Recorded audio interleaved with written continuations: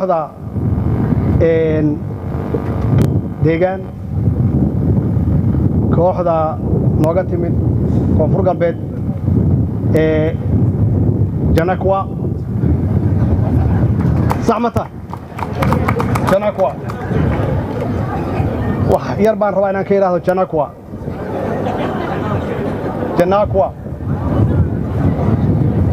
maxamed mursal isla fadhinaa markaan dhinac u jeesto wuxuu yiraahdaa kooxdan wax koox qaran waa koox xula si fiican u dhageyso way macnayaa marka Janakwa macnaheeda marka ilaa 3 jeer yuu macneeyay way si loo isaga naftigiisa wuxuu iloobayaa inuu macneeyo hore ugu macneeyay marka Janakwa aan idin macneeyo marka waa wax la jecel yahay oo qurxoon waan arkaysay inay qurxoonayeen dhalinyarada caawa waxa intaas dheer abwaan shube oo ah maareeyaha murtida madadaalada golaha murtida madadaalada oo markii heesahaas ugu dhacday gadaal u booday oo buug dheer wata oo qoranay magacyadooda wuxuu u maleeyaa inuu joogo 1932 heesaha hirgale inuu xulanayo kooxda waxa ka sii darnaa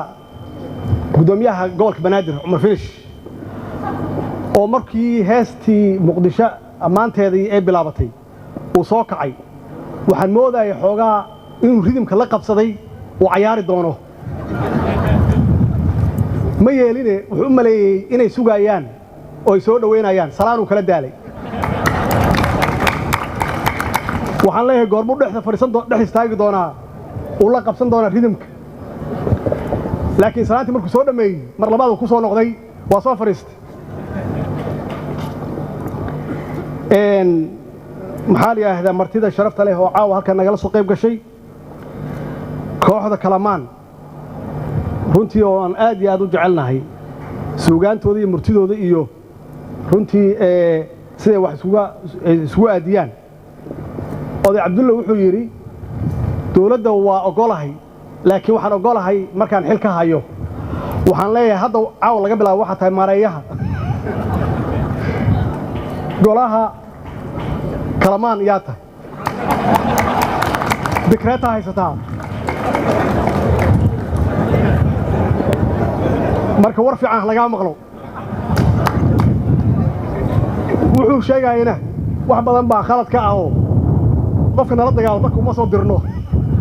uu ka yar badbadiyay Allah ma hadle oo runtii caawa halkan isugu keenay meeshaan neecawda ah oo qurxoon oo wanaagsan waxaan uga mahadcelinayaa ra'iisul wasaaraha iyo xafiiskiisa isaga naftigiisa caawa dhan wuxuu tusaayay nalalkan dardaarmaya waxaan ku yiri wax qabadkaaga ku darso geedaha qaarna credit-ka si dadka ka horeeyay kullu wada qaadanin waxaan rabaa inaan u mahadceliyo baarlamaanka labada aqal oo runtii kalfadhiga hadda ugu dambeeyay lixaad shaqo aad iyo aad runtii loogu baahan yahay oo muuqda u qabtay khaasatan aan wax ka sii raahdo baarlamaankan tobnaad anigu waxaan aaminsanahay way haru joogtaan kama wado oo waan leeyahay maaha laakiin inaad ka duwan tihiin kii 9aad iyo 8aad iyo kuwii ka horeeyay waxay uga duwan tihiin runtii waxa qayb ka tihiin ama aad hormood ka tihiin xasilinta iyo deganaanshaha dawladnimo oo ahayd wax hore loo waayay oo dib noo dhigay waxaad banaanka ka istaagteen wax alla wixii khilaaf ah dawladnimo sideedu waa iska crisis oo waxa weeye wax la manage gareeyo hadba dhibkii yimaada ileen waxa la maamulayaa 15 iyo 20 milyan dad gaaraaye oo waliba xaalad adag soo maray oo 30 sano dhib ah soo maray duruufo badan ay jiraan marka waa imaan annagana de Soomaaliyeedna waa u sumaysanahay khilaaf iyo iska horimaad iyo muran waa u sumaysanahay iyo qof walba inuu sidiisa u boqran yahay oo u samaysannahay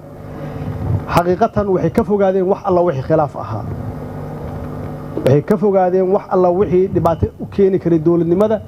iyo ama dib u dhac u keeni karay waxaad arkaysaan oo leeyahay waa la qabtay waxay ka ahaayeen hormood ayay ka ahaayeen horseed ayay ka ahaayeen la'aantood deganaashahooda iyo xasiloonadooda iyo wada shaqayn la'aantoodana wixii la qabtay lama qabteen marka waxaan leeyahay aad iyo aad u mahadsantihiin tan labaad wada shaqaynta dowladda dhexdeeda ah waa maqlayseen kalamaan odayga wuxuu yidhi meeshaan wax laga dheefaaya ma jiraan waa sax dhaqankii siyaasadeed oo hore waa beddelnay oo waxaan ku beddelnay wada shaqayn waa sax perfect ma jiro ilaahay unbaa yaa dhan bini aadan baan nahay khaldaad waa iska imaan dhib waa iska imaan karaa laakiin waxaan ku dadaalnay in aan dhexdeena wada shaqayno in madaxtooyada iyo golaha wasiirradu ay wada shaqeeyaan golaha wasiirrada iyo labada aqal ay wada shaqeeyaan dowlad ahaan iyo shacabka Soomaaliyeed oo iyagu sovereignty ah iyagu dowladnimadii iska leh inaan wada shaqeyno waxa weeye wada shaqeyntaasna qayb weyn waxa ka ah golaha labada aqal iyo qayb weyn ka ah tan saddexaad in aan kala madax bannaanahay waa cadeynay in hay'ad walba oo dastuuri ah hay'adaha kale ee ka madax bannaan yihiin way muuqataa oo wax isku dhex jira ma jiraan oo nala arki maayo waa sax loobi waa jira laakiin waxaan u dhaafnay golaha wasiirradu inay hawshooda qabsadaan labada aqalna hawshooda ay qabsadaan taas xaqiiqatan waa wax runtii nagu cusub waxay keentay marka inaan shuruuc badan ay ansixiyaan wada shaqayntaas waa saad maqlayseen 22 sharci iyo ansixiyeen 20 iyo ansixiyeen laba kalena waa la yaala macnaheedu waxay tahay juhdigay galiyeen iyo shaqadii qabteen waa markaan leeyahay lamid ma aha kuwii ka horeeyay waana ku mahadsan yihiin shuruucdaas waxaa ka mid ah marka kii maanta ay ansixiyeen oo ahaa shalay oo ahaa kii doorashada sharcigii doorashada aad iyo aad ayay runtii ugu mahadsan yihiin annagu waxaan filaynay in muddo dheer ay qaadanayso bacdamaa waqtiyadan marka la soo gaaro xoogaa ay timaaddo iskhilaafaad iyo cudurdaarro fara badan laakiin runtii aad iyo aad ayaan runtii uga mahad celinayaa sharcigaasna wuxuu ka bilowday heshiiskii baydhabo ayuu ka bilowday baydhabo markaan iskugu tagnay baydhabo agreement dowlad goboleedyadii iyo annaga markaan halkaas ugu tagnay iyadoo la leeyahay waxba lagama soo saarayo oo sida uu sheegay Duqa Cabdulle inta badan dadka Soomaaliyeed mas'uuliyiinta ah lagama filo inay wax isku raacaan aan ka soo saarnay in aan ku heshiinay qaabkii doorashada loo sameyn lahaa oo qof walba uu saxiixay uu committed ku noqday qof walba uu saxiixay heshiiskaas iyo kii khayraadka qaybsiga khayraadka iyadana inaan isku raacnay oo aan wada saxiixnay waxay ay aan wada saxiixnay in doorashada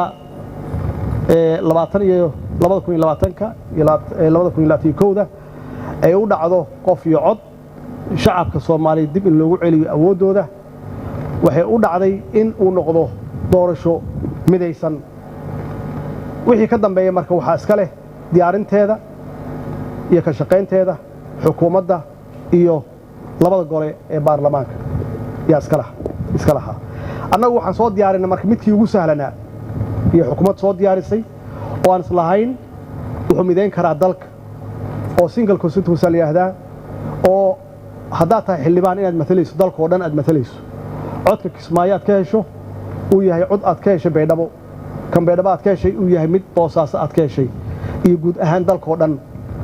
iyadoona cidna la siinin special status aan la siinin waxaan u arkaynay inuu yahay kii ugu fududaa kii xoojin lahaa multi party systemka axsaabaan xoojin lahaa oo xisbi dadku ay u dooran lahaayeen intay u dooran lahaayeen shakhsi anu marka haddii kaas way kaan rabnay dad badan oo halkan fadhiyana laga yaabo inay ahaayeen kaas inay rabeen waana laga raayay mid kale la soo baxay annagu kaas waxaan u arkeen xaqiiqatan inuu ahaa mid aan ku برمود قرين كرنا أن أشيء كرنا شعب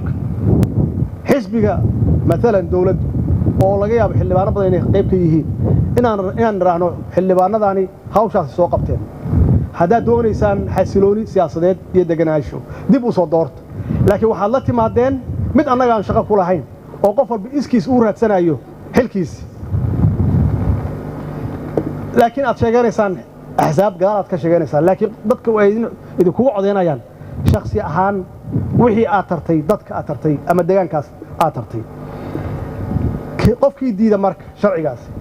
وقف أن ربين أود ضدك اللي وعليه معايا لي مد أنا وأود النماه ومد قالها الشعب لبضع أقل أو شعب الصومالي شيء 8 مليون أما 2 مليون مثلا أي يو كانين أنت جدي وصارتين شرر بدن قالين حتى حمر يكون في اللان ويدي الدولة وضمك لآدين سيقولون تان أو يوصل صارتان وحا أيو أركان إن يدن أوتاه دلك وحال في لا يمرك بعدما كي أنه أود النئو سنهين إن الله بكجل دون له وضد بدن يفسر دونان إلى نسكو عبرينه دركاس لكن وأوديني شرعي قاسي وكنا هرتي دو يالا هرتينا نكون صحيحة يا عاوة وحن عطسنا يا قدومية لبدا قدومية إيه الله برامين إسرائيني قرب كيسو استاقان عاوة لقب لابو دالكو دورشو آدي هلو قادو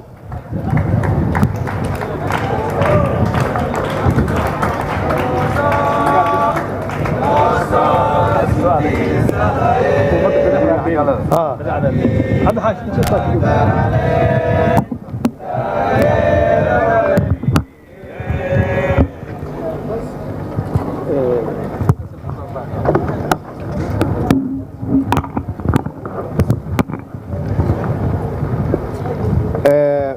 بسم الله الرحمن الرحيم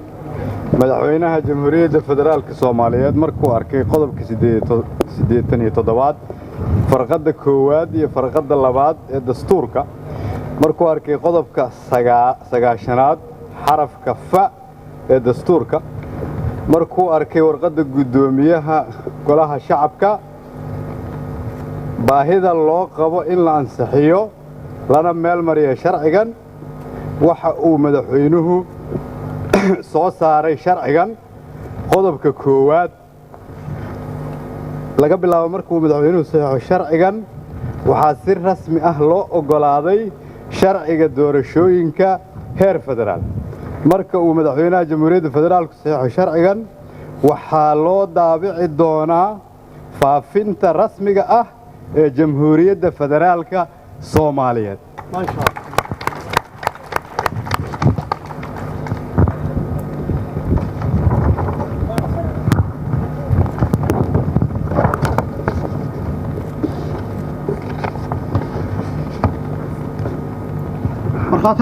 مرخاتان ويليا يا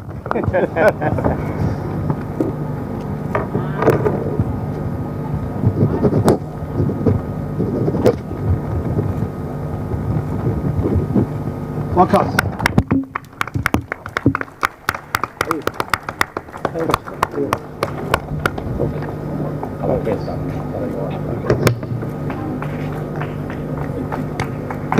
ما شاء الله طيب فكرت معك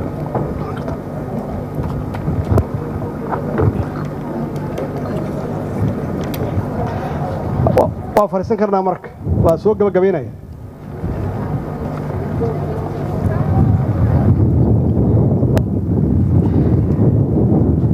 marka waxaan u hambalyeynaya mar kale aan u bogaadinayaa baarlamaanka labada aqal xildhibaanada sharafta leh yaan u hambalyeynaya waana intaan sheegayo weeye inay yihiin baarlamaankan tobnaad aniga kulleyba fakarkayga iyo ra'yigayga kii ugu fiicnaa ee dalka soo maray shacabka Soomaaliyeed waad aragtaan in dib lidinkugu soo celiyey awooddiinnii in gacanta laydin soo geliyey in golaha shacabka aqalka sare labadaba iyo anigu aan caawa halkan ku seexay inaan doonayno in aad gacanta ku qabsataan awooddiinna aad ugu codaysaan xisbiga aad doonaysaan iyo shakhsiga aad doonaysaan khaasatan dhallinyarada la yidhaahdo 75% oo mustaqbalka iska leh oo qaarkood aaminsan inuu waqti badan ka lumay hadda awoodda gacanteeda kugu jirtaa waxaa loo baahan yahay in la iska dhigo qoryaha oo qalinka la qaato oo aad codaysaan aad u codaysaan qofka iyo xisbiga aad isleedihiin waa ugu wanaagsan yahay qaabiilka ka fogaada waxaan doonaynaa doorashadan inay noqoto doorasho nabad ah oo xalaal ah oo dadkoo dhan ay u siman yihiin maxaa yeelay waa markii ugu horreysay 50 sano ka bacdi awooddiinii gacantiin lagu soo celiyey waxaa laydinka rabaa oo keliya in idinkoo raalli ah aad doorataan cidda aad rabtaan wakhtigii colaadda isjiijiidka iyo isriixa waa dhammaaday maanta waxay tahay qofka aad dooranayso ama xisbiga aad dooranayso inaad ku doorato wax qabadka xisbiga iyo shakhsigaasi wuxuu u yahay marna ha ku dooran dan gaar ah marna yaan lagu dooran qabiil iyo qabyaalad maxaa yeelay waa soo marnay 30 sano iyay ummadeennu dhibaataysnayd dhiig badan u daatay hanti badan iyo dhaqaalo badan ay burbureen maanta waxaan u dhaqaaqnay jidkii ama waddadii ama dariiqadii dimuqraadiyadda yaan u dhaqaaqnay haddii awooddiinii gacanta lagu soo celiyey waa inaad u gudataan waajibaadkiinna si nidaamsan xilkasnimo ay ku jirto oo daljeceel ah oo waddaniyad leh dowladdan waxay ka shaqaynaysaa in loo sinaado oo electionka ama doorashada ay u dhacdo si loo wada siman yahay oo xaq ah oo xalaal ah oo la arko oo la wada arko siyaasiyiinta waxaan leeyahay iimaansada shacabkiinna iyo dadkiinna iyo shuruucda hadda jirta oo kan uu kow ka yahay iimaansada kareerid cid gaara ku qaadanaysa ma jiraan hawsha socota hawshaan waxay ka soo bilaabatay hadda wax ma bilaaban waxay ahayd wax soo taxnaa oo soo socday ahayd marba heer soo maraayay iyo marxalada soo maraayay waxay soo martay waqti oday dhaqameed ee uu soo xulayay oo xildhibaanada soo xulayay oo garwadeen ka ahaa madaxweyne ka ahaa madaxweynihii hore sheekh shariif uu ka ahaa waxay keentay in xildhibaano ay yimaadaan xildhibaanadaasi meesha aan soo gaarno ay wax soo gaarsiiyaan madaxweynihii ku xigay yaa ku yimid oo lagu doortay oo xasan sheekh ahaa isna waa in hanskarey kor uu qaaday wuxuu ka dhigay 51 qof in erga ah inay idin soo doortaan saasaa halkan ku fadhidaan marka macnaheedu waxay tahay waxay soo qaateen oo ay ku leeyihiin legacy ama taariikhi ku leeyihiin xilliyada iyo marxaladaha aan marayno oo hadda ay ugu dambayso inaan dadka aan taladii dib ugu celinno iyo awooddoodan dib ugu celinno marka credit-ka kulli waa la wada leeyahay ugu dambeyn hawshaani waxaa loo gudbinayaa guddiga doorashada madax bannaan iyagaa laga rabaa inay la tashi ka sameeyaan oo ay kala tashadaan xildhibaanada ay kala tashadaan xukuumadda ay kala tashadaan civil society-ga ay kala tashadaan dadweynaha guud Soomaaliyeed ay kala tashadaan dawlad goboleedyada ay kala tashadaan beesha caalamka ay kala tashadaan maxaa yeelay talada adaa ku nool iyada kuma noola laakiin shaqo sahlan ma aha aan u duceyno allaha u fududeeyo ugu dambeyn sanadkan waxay ku aaday 60 guuradii ka soo wareegtay waqtii aan qaadanay xorriyadda 1960kii waa 60 jirsanay sanadkan July 1deeda waa 60 jirsanay waxay leedahay marka xusuus gaar ah dabaaldeg weyn oo aan ku faraxno ma jiraan oo dalkii weli dhibaatooyin badan ayaa jira laakiin xusuus iyo taariikh aan wax ka baranno aan wax ku qaybsanno iyo leedahay oo aan muujinno inaan intaas ka adagnahay oo resilient aan nahay oo aan muujinno dalkeena inaan dib u dhisanno oo aan muujinno